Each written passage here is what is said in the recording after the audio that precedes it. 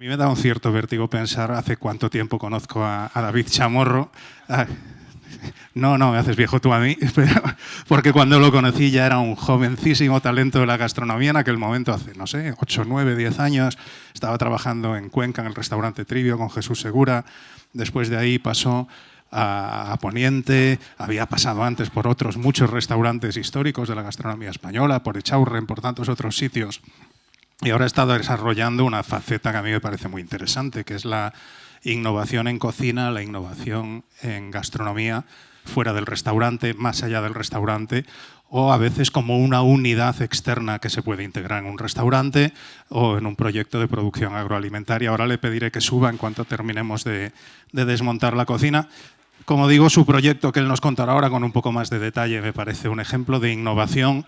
Cuando hablamos de innovación gastronómica, tendemos a centrarnos en la restauración pública y, sin embargo, hay otras muchas posibilidades que gente con el talento y el bagaje de David están explorando y están abriendo probablemente nuevas vías para lo que va a ser la gastronomía española en los próximos años. Ahora ya sí, en cuanto lo microfonen, lo tendremos aquí porque tiene mucho que contar.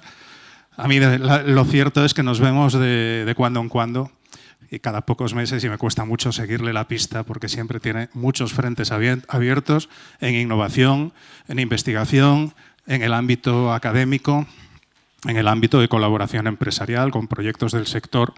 Al final está abriendo un abanico de posibilidades que demuestran la versatilidad a la que se accede, por decirlo de alguna manera, a través de esa formación y de esa excelencia. Así que, David, si estás listo, cuando quieras. Bueno, ¿ahora qué hacemos antes? Un aplauso para él y arrancamos.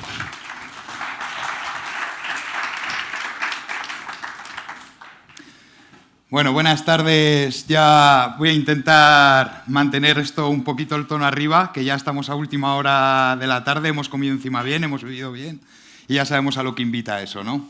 Al descanso. Pues bueno, yo lo que quería hablaros un poco hoy es de cómo trabajamos nosotros a través del valor añadido para conseguir generar al final toda esta sostenibilidad, toda esta fijación del rural, todos estos temas de los que estábamos hablando durante todo el día. Nosotros lo aplicamos de una forma quizás un pelín distinto. O sea, para nosotros, donde realmente está en valor es en generar ese valor. O sea, nosotros no podemos competir, y esto es algo que a veces nos resulta muy difícil de entender, por ejemplo, en huellas de carbono es muy difícil, porque esto, lo hablaba antes con algún compañero, yo pienso en mi abuelo, pienso en la sostenibilidad que tenía mi abuelo en la huerta. Yo soy de La Rioja, de la Ribera del Ebro, huerta por excelencia en cuanto a tradición y cultura, y yo pienso en mi abuelo, y mi abuelo abría la acequia de riego, empezaba a correr el agua, y si la finca estaba inclinada en sentido contrario a donde tenía él el sembrado, le daba exactamente igual, tiraba agua para los dos lados, aunque se fuese para el lado que no iba a utilizar, el triple de agua que el lado que iba a utilizar. O sea, tenemos también que entender un poco dónde están estos principios de sostenibilidad y diferenciar quizás entre la economía circular y la sostenibilidad puramente dicho, que no estoy de acuerdo ni con una ni con la otra, ¿eh? Esto que quede muy claro, porque tampoco creo que sostenibilidad sea paliar tu huella de carbono e irte tranquilo a dormir, ¿no? Que esto lo estamos viendo también mucho con las grandes empresas. No creo que por fletar 50 aviones, poner un árbol en el Amazonas, solucione el problema. Pero bueno, estos son otro tipo de debates. A ver si nos coge el mando. He puesto esta diapositiva por algo que justo me ha quitado Jorge un poquito la palabra. Cuando Jorge contactó conmigo para poder venir aquí, empecé a hacer un poquito de memoria. Y entonces me acordé de esto. Y me di cuenta de que prácticamente lo que nosotros estábamos haciendo era un proyecto de fijación de personas. ¿Por qué? Porque nos encontrábamos en Trivio. Trivio es un restaurante que abre de la nada, de la más absoluta nada, en Cuenca. Cuenca tiene un problema importante con la fijación de las personas. Y no estamos hablando que sea rural, es una ciudad pequeña. Pero ¿cuál es el problema que tiene? Que está bien comunicada y tiene dos grandes ciudades muy cerca. ¿Qué quiere decir eso? Que tienes Madrid, como se suele decir en el argot popular, a tiro de piedra, y Valencia a tiro de piedra. ¿Esto qué es lo que ocasiona? que para la gente joven sea muy fácil o lo más fácil el irse fuera. Y esto sí que quiero hacer también aquí una levantada de bandera de que cómo han cambiado las cosas cuando antiguamente el que volvía a casa era, por así decirlo, el fracasado. Ahora el que vuelve a casa es el exitoso, porque quizás lo fácil es irte a esas grandes ciudades, a una fábrica, a una gran empresa, que es la que te va a coger de una. Quizás ahora mismo lo más difícil es gestar todo este tipo de proyectos que empiezan de cero y que cuesta quizás un poquito más lanzarlo que todos estos modelos empresariales que conocemos hoy en día de startups y todo esto que nos llenan la cabeza, pero realmente, como hablábamos antes, en el rural es donde están los hacedores. O sea, está claro que hay grandes proyectos, grandísimas ideas de cómo hacer enormes empresas, unicornios, grandes empresas tecnológicas, todo lo que queramos. Pero al final, cuando alguien se tiene que volver a lo totalmente pragmático y a lo útil, es mucho más eficiente el rural que las grandes ciudades. Y poníamos ejemplos muy sencillos. Si yo quiero hacer una salsa picante, por ejemplo, lo vamos a entender todos, en una ciudad normalmente empezaríamos a hablar de marketing, de branding, empezaríamos a hablar de diseños, de packagings, cuando a mí me parece mucho más acertado que si vas a hacer una salsa picante, probablemente en el rural empecemos por plantar pimientos y chiles. O sea, tiene mucha más lógica y se vuelve todo muchísimo más orgánico, ¿no? Ahora esto es lo de muchas veces queremos vender el pescado antes de haber salido a pescar. Y yo creo que eso sí que nos toca a la gente joven, que muchas veces hay que empezar a pescar para saber luego cómo formar un pescanova, ¿no? Bueno, pues Trivio era un proyecto muy peculiar, liderado por el chef Jesús Segura, y aquí cuando nos hicimos la reflexión de qué es nuestro entorno era bastante complejo, porque en nuestro entorno no había ni prodigiosas huertas, ni había grandes ganaderías, ni teníamos, justo en lo que es Cuenca, es que realmente no teníamos ni queserías porque se habían ido a otras zonas. Entonces empezamos a ver qué es lo que teníamos alrededor, y lo único que teníamos alrededor era secano. Pues a partir de aquí se consiguió crear un modelo, una filosofía totalmente centrada en ese secano, en cómo se podía trabajar a base de creatividad y técnica, granos, cereales y semillas, para que veamos que a veces de lo más pequeño se pueden hacer cosas muy grandes, que decían esta mañana con Pedrito, y no puedo estar más de acuerdo, ¿de acuerdo? Bueno, llegamos a hacer un montón de cosas como quesos veganos, que por aquel entonces ya eran bastantes novedosos dentro del sector, y un montón de cosas. Voy a seguir con otro proyecto. Antes hablaban de otro congreso, en este caso es un congreso que se llama el Encuentro de los Mares, y aquí nosotros quisimos hacer un pequeño cambio y quiero que identifiquéis ese valor. No sé si conocéis este alga se llama Rhugalopteris okamurae. Esto es una alga invasora que vino en un agua de lastre de un barco japonés, nos la soltaron en nuestras costas, principalmente en la zona del estrecho, y ha destrozado, ha canibalizado absolutamente toda la costa. No tenemos ningún depredador natural que pueda hacerle frente y el problema cada día es más grave. Entonces, a partir de aquí es donde entramos nosotros.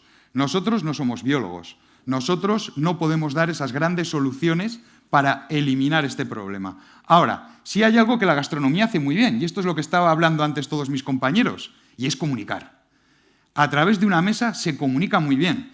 Yo no creo que haya ningún sitio donde hable más un español, fuera de un congreso de los diputados, este tipo de cosas, que en una sobremesa, donde todo el mundo se suelta, da su opinión, debate, incluso discute, que discutir es muy sano, es en una sobremesa, por muchos factores, ¿no? Hemos comido, el cuerpo ya está relajado, probablemente el alcohol también tenga algo que ver, pero es quizás ese punto de debate, ¿no? Ese café o esa copa donde todos discutimos. Pues aquí es donde nosotros vimos el potencial de poder decir, ¿por qué no explicamos un problema a través de ciertas elaboraciones?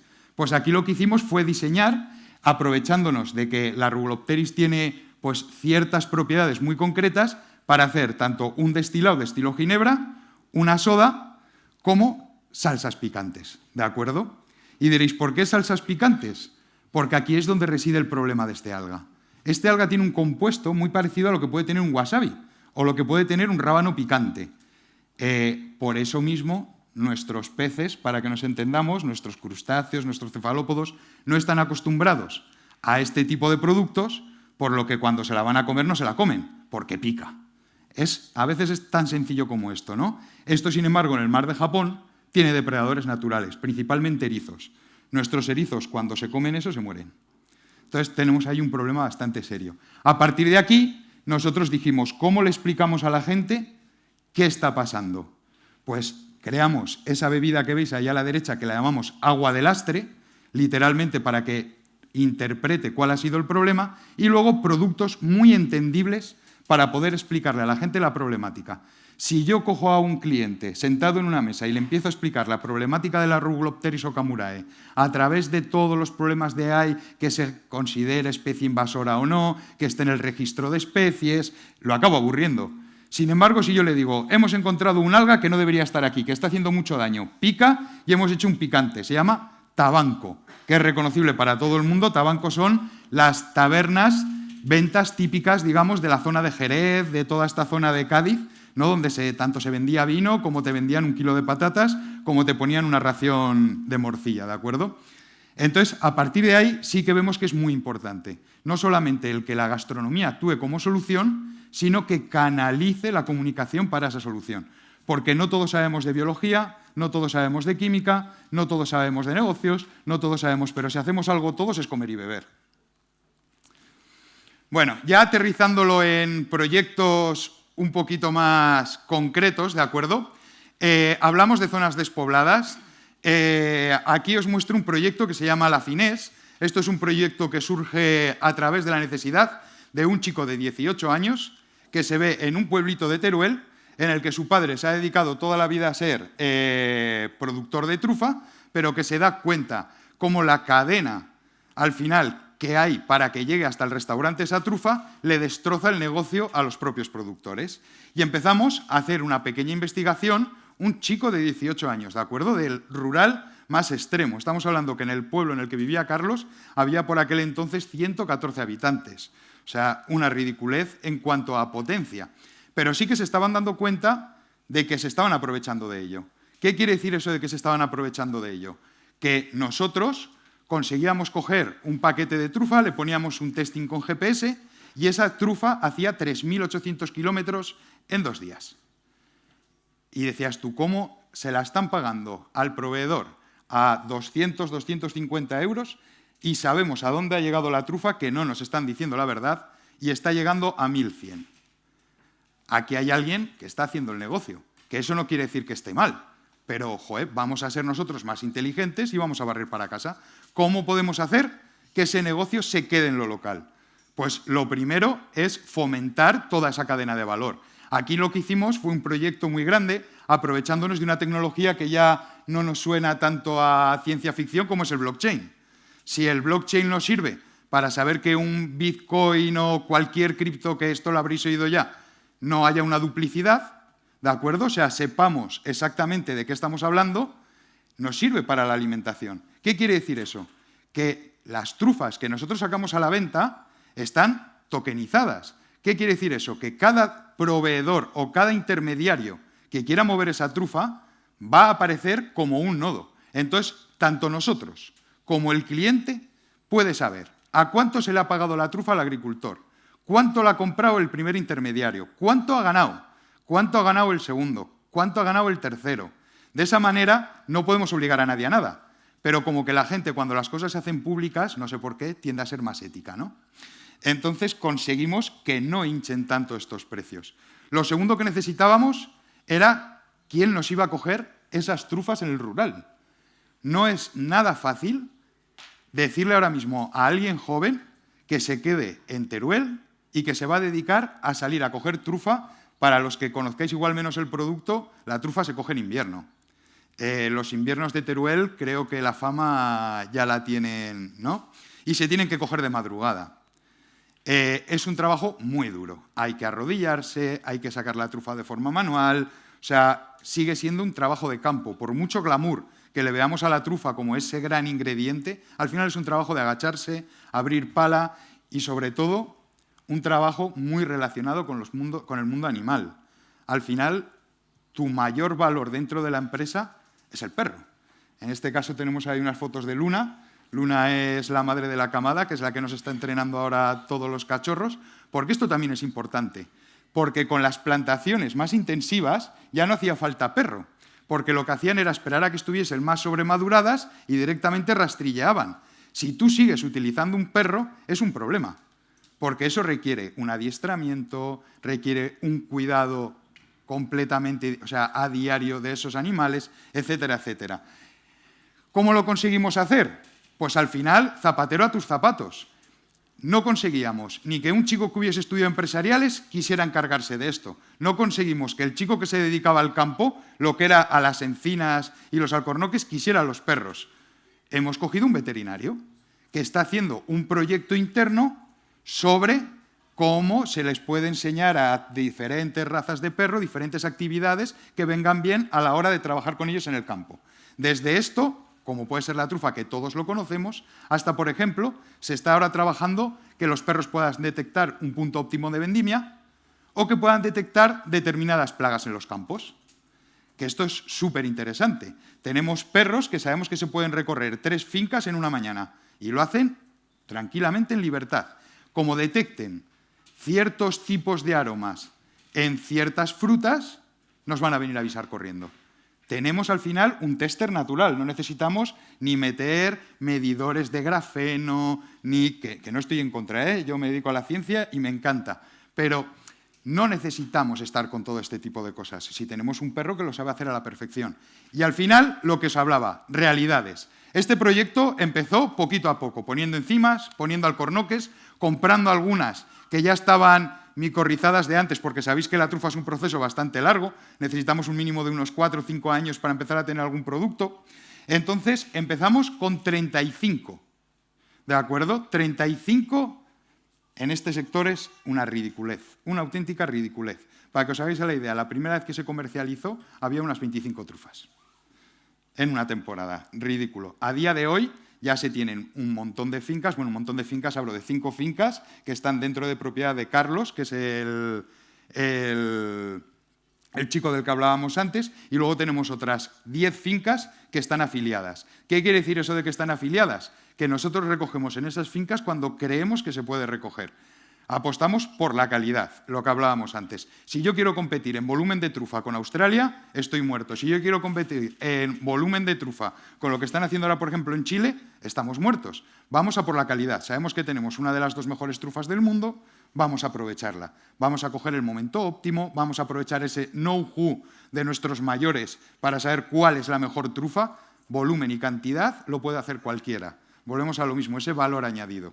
Y a partir de ahí, lo que hicimos fue generar un producto para solucionar el otro problema que tiene la trufa, que es la estacionalidad. ¿Cómo hago yo que esta gente que la consigo fijar allí en Teruel se quede allá a vivir en Teruel todo el año? Porque la trufa realmente son 3 meses y medio, 4 meses de temporada real. Luego se puede alargar un par de meses más, pero bueno. Pues lo primero que hicimos fue destemporalizar la trufa. ¿Cómo destemporalizamos la trufa? Pues aquí lo que utilizamos es tecnología pura y dura. Utilizamos altas presiones y congelación. Pero somos a día de hoy los únicos que pueden asegurarle a una gran superficie tener trufa fresca dentro de su nevera en agosto, siendo trufa negra Melanosporum nacional. Desestacionalizamos el producto. A veces, cuando hablaban antes, tenemos que acostumbrarnos a que es estacional, a que es estacional.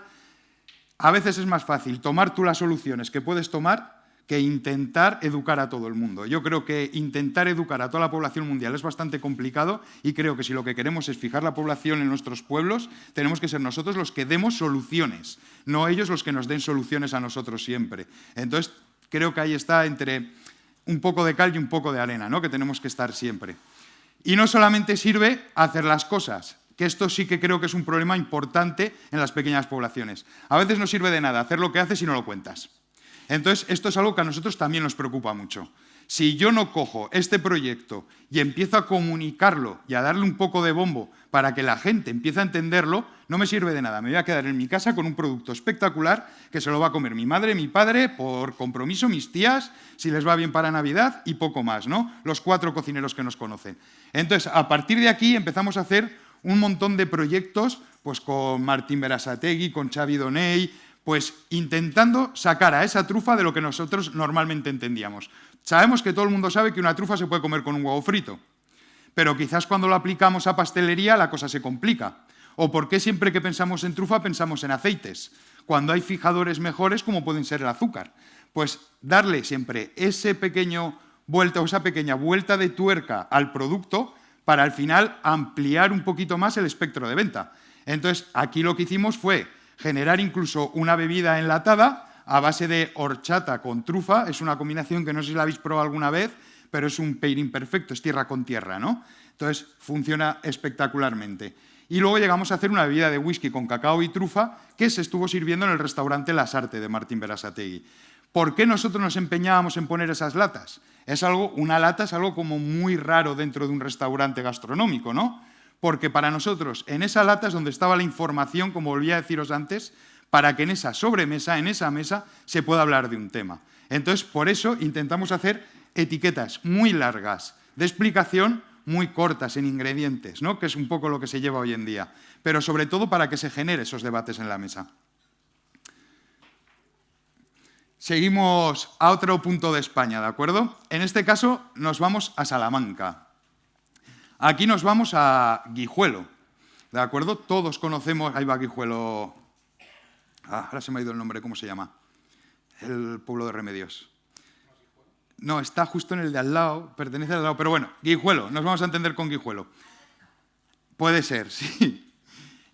Al final estamos hablando de uno de los sectores quizás más emblemáticos de nuestro país, ¿no? Hay pocas cosas que den tanto nombre a España como un jamón. Esto lo tenemos todos claro. Pues hasta en estos sectores está habiendo problemas. Yo toda la vida he visto un jamón ibérico como la cosa más glamurosa del mundo. Sin embargo, esto ha habido una generación con la que lo hemos perdido. Y estaban viendo que la ganadería y los secaderos era algo barroco, que ya nadie quería porque lo que iba a ganar era el jamón inyectado, ¿no? Para que nos entendamos. Estamos viendo que no es así, que cada vez se apuesta más por el puro ibérico, cada vez se exporta con mayor facilidad y cada vez alcanzan precios más altos. Ahora parece que a través del branding es donde le estamos dando valor a un producto, ¿no? Yo creo que deberíamos de hacer entender a toda la gente joven que fuera parte del branding, que por supuesto que ahora está muy de moda, todo esto de generar marcas, está súper en auge, lo importante es el producto. Nuestro valor real es el producto. Si queremos competir en branding con Silicon Valley o con Taiwán, lo vamos a pasar muy mal. Pero yo os aseguro de que en jamón ibérico o en sidra no nos gana ni Silicon Valley ni Taiwán. Eso estoy seguro. Quizás poniéndole nombre, sí. A partir de aquí empezamos a hacer distintos estudios. Y aquí os he puesto el que para mí es terriblemente importante y que demuestra la importancia de los lugares y del sitio. Hicimos un estudio con la Universidad de Salamanca para un foro sobre el ibérico en el que conseguimos demostrar cómo el mero hecho de el mismo cerdo, las dos patas, coger dos patas traseras, ¿de acuerdo? Hablamos de jamón. Coger una de ellas y ponerla en un secadero y otra de ellas y llevársela a un secadero a 15 kilómetros, los perfiles organolépticos eran totalmente distintos.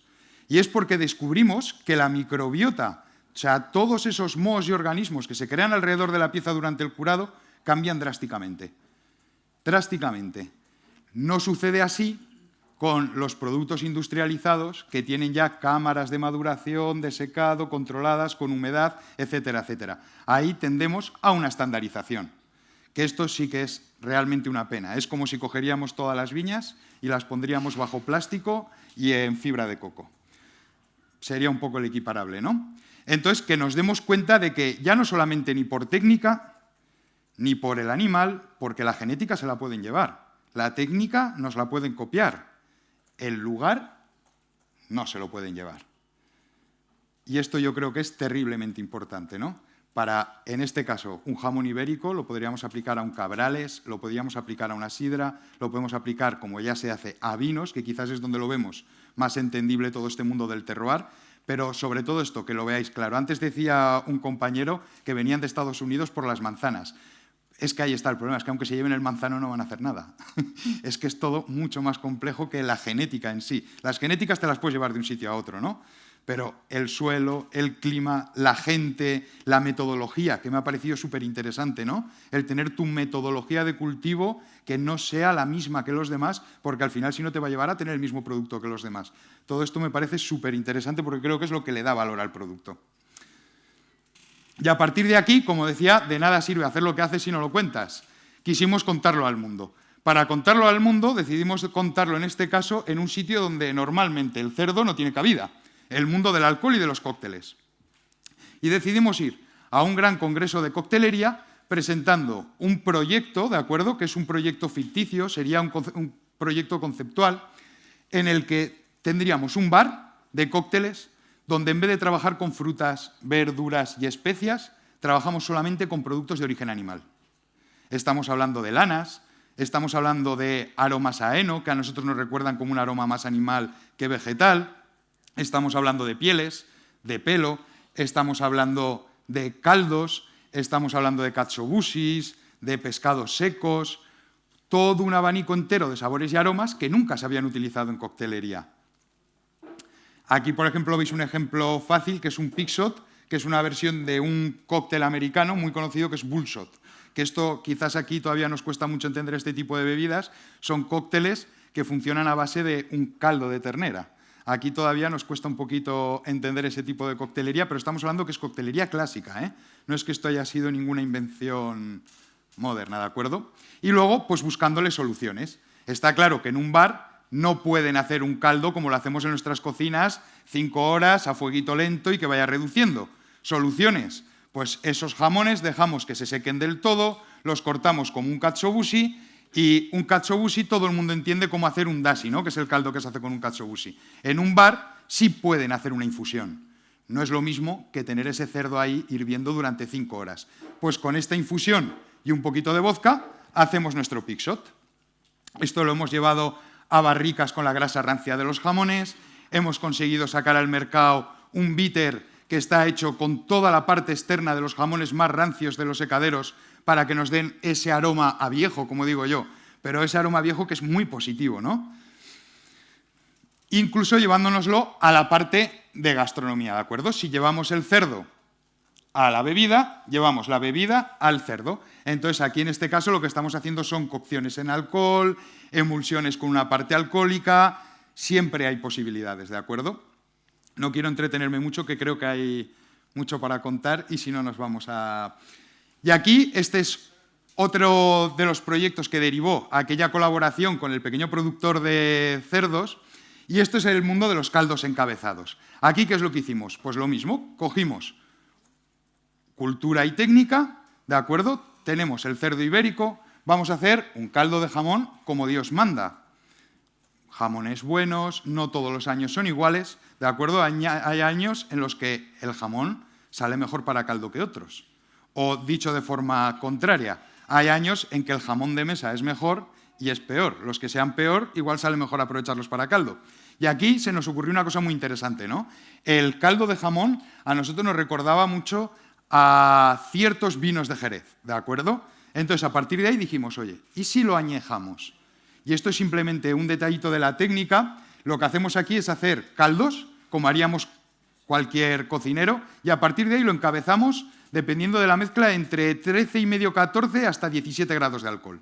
Alcohol vínico destilado lo más limpio posible. Y se lo añadimos al caldo. De ahí a una barrica. Hemos conseguido tener un caldo inmortal. O sea, ¿qué quiere decir eso? Que nos actúa como antiséptico, por lo que el caldo no se nos va a poner malo. Lo que sí que conseguimos es redondear muchísimas cosas. Conseguimos que precipiten ciertas proteínas, ciertas sales, y al final tenemos una evolución. Y luego diréis, ¿y el alcohol? Pues es tan sencillo como que cuando vas a volver a calentar el caldo para consumirlo, ese alcohol se va a evaporar, ¿de acuerdo? Por lo que el alcohol solamente nos sirve como conservante. En este caso hicimos un proyecto muy chulo y hemos conseguido que nos mantengan las barricas, y a día de hoy en el laboratorio tenemos 5 barricas con distintos caldos, caldos salsas, tenemos desde una salsa de tomate, una vizcaína, caldo de jamón, y nos han conseguido certificar las barricas bajo el logo de Sherry. Entonces, pues vamos a tener el primer caldo de jamón Sherry, digamos, que se podría llegar a hacer, ¿no? Vale. A partir de ahí empezamos a meternos en cositas un poquito más peculiares, ¿de acuerdo? Nosotros nuestra sede la tenemos en Madrid, pero la tenemos en Madrid porque tenemos ahí la oficina y luego un laboratorio principal.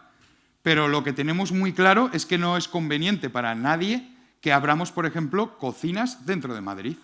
Y aquí es donde yo quería hablaros de Asterius. Asterius es otra división que tenemos dentro de Food, que aquí lo que nos dedicamos es a hacer comida a medida, por así decirlo, ¿de acuerdo? Entonces aquí había dos opciones. O empezamos a fabricar comida a medida, os pongo un ejemplo claro, croquetas de jamón, en donde tenemos el jamón, la leche y el personal, o nos lo llevamos a Madrid y cambiamos el modelo. Pues decidimos que aunque nos cueste más viajes, a día de hoy tenemos 3 naves fabricando, que están las 3 en puntos estratégicos por el producto, ¿de acuerdo? Una lo tenemos en Valencia, al lado de un matadero, porque es donde hacemos todas las carnes. Otro lo tenemos en Albacete, que es donde hacemos todos los guisos, porque tenemos al lado una finca de placas solares. Y la otra nave que tenemos, la tenemos al lado de Miranda de Ebro, porque hacemos un festival todos los años. Entonces, por logística, nos conviene muchísimo no desplazar. Nos sale más a cuenta fabricar allí, almacenar allí y servir allí que seguir desplazándolo, ¿de acuerdo? Aún así, todo esto, volvemos un poquito a lo mismo. Hay que contarlo. Aquí lo que veis en la foto, que luce tanto, es algo que creo que conoceréis casi todos. Es un zurracapote. ¿No? Todos entendemos. Un zurracapote es una bebida muy típica en la zona de Burgos, La Rioja, incluso País Vasco, algunas zonas, que es un vino especiado, ¿de acuerdo? Típica bebida de fiestas populares que hace la gente en su casa y que se mete en la bota, ¿no? Nosotros utilizamos este zurracapote para poder explicarle a todos los asistentes que había allí un proyecto que estuvimos haciendo hace un año y algo sobre edición genética. ¿Qué quiere decir esto? Que al final todos podemos trabajar con todo. Yo no soy biólogo ni microbiólogo, pero a base de simplemente querer hacerlo podemos llegar a este tipo de cosas. Aquí lo que hemos hecho es coger una levadura de panadería, de las que conocéis todos, que es una Saccharomyces, prácticamente la misma levadura que utilizamos para el vino o para hacer una cerveza. Y aquí lo que le hemos metido es un pequeño cambio genético, o sea, una proteína recombinante a través de CRISPR-Cas9, para poder darle un patrón fluorescente. ¿Qué quiere decir eso? Que la levadura, conforme se va reproduciendo, genera este patrón fluorescente. Y diréis, ¿para qué me sirve a mí que una bebida sea fluorescente? Porque hay que explicarlo. Si yo este proyecto lo tengo que explicar con que he modificado la levadura, por ejemplo, para que el gluten sea más digestivo, yo ahora, ¿cómo os lo explico? Si yo te doy ahora un trozo de ese pan, ¿tú vas a notar que es más digestivo? Ahora, sin embargo, yo ahora te sirvo, como está aquí, una bebida que es fluorescente y tú ahí estás entendiendo el concepto perfectamente, ¿no? Entonces, muchas veces tendemos a hacer estos pequeños gags muy visuales porque hacen falta. O sea, creo que a la gente hay que explicarle las cosas. No me gustan estos discursos de «es que no me entienden». Igual es que no te explicas. David, discúlpame, me dicen por el pinganillo que nos vamos quedando sin tiempo, nos quedan un par de minutos. Vale, ya hablabais antes de la sostenibilidad en todos los aspectos y también en el personal. Y, joder, me encanta escuchar que hay proyectitos ya donde la gente puede ir fijando pequeñas poblaciones, pero a veces la solución no está en ir a algo tan pequeño, ¿no? Nosotros ahora tenemos un proyecto con Grupo Salvaje, que son un montón de marcas, ¿de acuerdo? Estamos hablando de que Grupo Salvaje, nosotros arrancamos con ellos con 140, 150 empleados. A día de hoy esto está desactualizado, estamos ya en 1.400, 1.500, ¿de acuerdo? Es mucha gente, es muchísima gente. Pero nos hemos dado cuenta de una cosa, que había un montón de demanda de gente de pequeñas poblaciones de Latinoamérica pidiéndonos venir aquí para poder generar un proyecto y volver. Pues lo que estamos haciendo es hacer un modelo que me parece súper interesante, en los cuales los chicos vienen aquí a España a aprender sobre alguna especialidad concreta y a cambio se les mete dentro de una aceleradora que les gestiona un proyecto, pero que obligatoriamente la tienen que hacer en su lugar de origen. De esa manera conseguimos que estén ciertamente obligados a volver. Porque si nosotros al final lo que hacemos es sacar población para poder llenar este tipo de empresas, es donde nos encontramos con el problema. Sin embargo, lo vemos perfectamente como un pequeño paréntesis antes de la vuelta. Y ya, si quieres, terminamos, ¿de acuerdo? Y aquí tenemos el que yo creo que es el ejemplo más bonito que en el que yo me he encontrado en mi vida en cuanto a fijación de población en entornos muy desfavorables. Y aquí estamos hablando de Ecuador, ¿de acuerdo? Aquí se han abierto 3 laboratorios en la región del litoral, interandina y amazónica. 3 ecosistemas totalmente distintos. Y aquí El concepto es totalmente distinto. No queremos nada que se haría tradicionalmente.